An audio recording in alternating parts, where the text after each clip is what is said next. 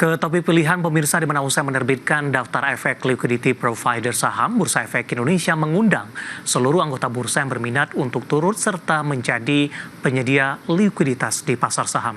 Sementara itu, manajemen Bursa Efek Indonesia menegaskan bahwa kebijakan liquidity provider merupakan hasil kajian mendalam yang berperan dalam meningkatkan pendalaman dan kualitas pasar saham Indonesia.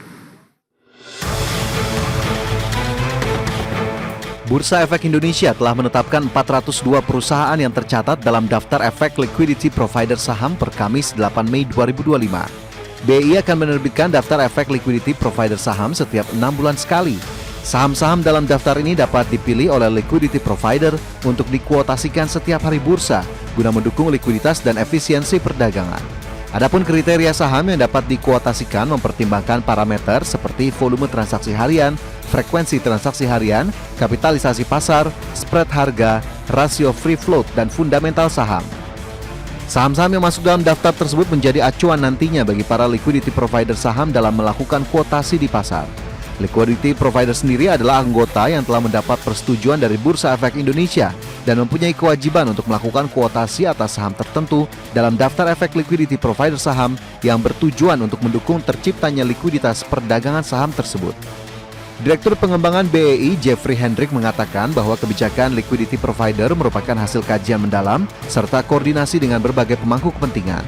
Ia juga menyebut bahwa peran liquidity provider sangat penting dalam meningkatkan pendalaman dan kualitas pasar saham.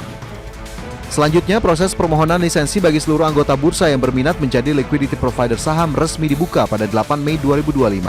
BEI pun mengundang seluruh anggota bursa yang berminat untuk mengajukan permohonan lisensi liquidity provider saham sesuai dengan ketentuan yang telah diatur.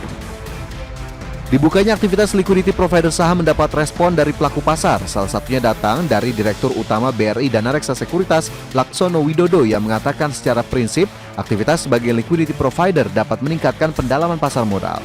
Namun demikian, ia menilai tetap perlu dijajaki lebih lanjut terkait kesesuaian aturan yang akan diterapkan dengan best practice liquidity provider saham yang berjalan.